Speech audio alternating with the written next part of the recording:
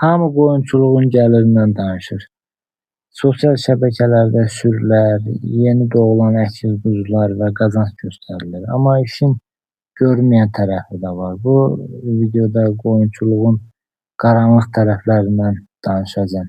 Əgər bu sahəyə başlamaq düşünürsünüzsə, qərar verməzdən əvvəl bunları mütləq bilməyiniz vacibdir.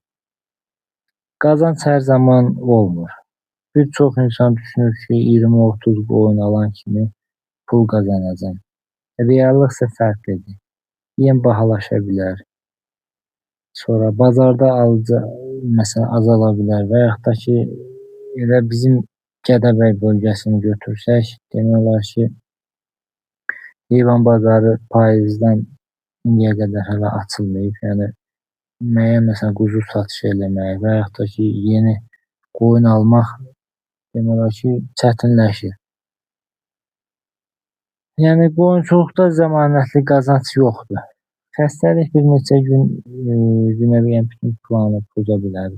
Çünki sürü sağlam görünə bilər.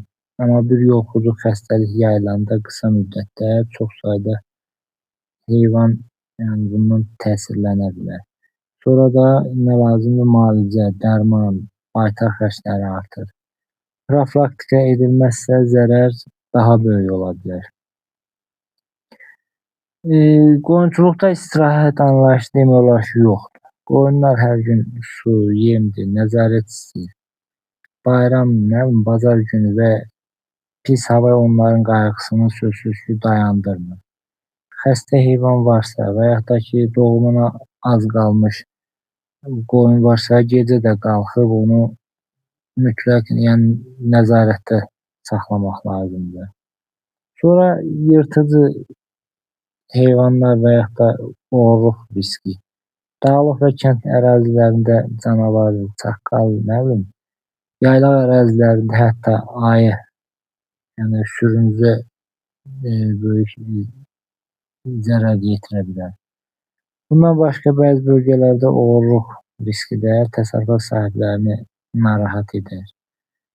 Sonra hava şəraiti hər şeyi dəyişə bilər. Yəni havadan qoyunçuluqda çox şey asılıdır. Yəni quraqlıq otun azalmasına, sərt qışsa yem xərclərinin artmasına səbəb olur. Təbiətə yəni bağlı bir sahədə hava şəraiti qazanca birbaşa təsir edən amillərdən biridir.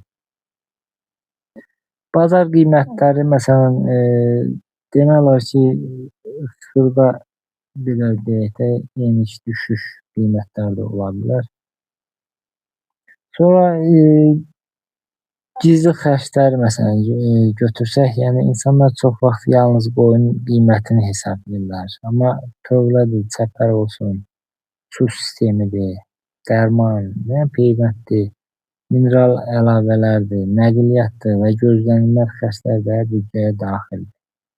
Nəqliyyatda yəni belə deyək də, məsələn, ot alıb gətirsənsə, sözsüz ki, maşın tutmalısan, nəqliyyat xərcləri var və s. Səhv qərar yəni ağır ola bilər qoyunçuluqda. Xəstə və ya zəif damazlıq heyvan almaq illərlə məhsuldarlığa mənfi təsir göstərə bilər. İlk alış zamanı edilən səhv sonradan daha başa gəlir. Keçən videolarda da yəni vurğuladığım kimi qoyunçuluğa başlamaq üçün ilk iş sağlam yəni qoyunlarla başlamaq lazımdır. Yəni müəyyən bazarda ucuz qoyunlar da ola bilər, amma sözsüz ki, ucuz qoyunların hər hansı bir xəstəliyi və yaxud da ki, problemi olur deyə qiyməti ucuz olur. Sonra fiziki və mənəvi yorğunluq. Qoyunçuluq masa arxasında görülən iş deyil sözsüz ki. Ağır yem hissələri, uzun heyvanın arxasında gəzintilər, doğuşlara kömək, xəstə heyvanlara qulluq və daimi məsuliyyət insanı həm fiziki, həm də psixoloji cəhətdən yorur. Məsələn, qış aylarında tövləni mən tutaq özüm həm səhər təmizləyirdim, həm axşam tərəfi təmizləyirdim ki, qoyunların altı daim təmiz olsun. Sonra Buna baxmayaraq bütün bu çətinliklər qoyunçuluğun pis sahə olduğu demək deyil. Yəni məqsədim sizi bu sahədən belə deyək də daşındırmaq və yaxud da ki mənfi təsir göstərmək deyil. Əksinə işi düzgün planlaşdıran, xərclərini hesablayan, heyvanların sağlamlığına diqqət edən və sözsüz ki, səbirli olan insanlar bu sahədə uğur qazana bilərlər.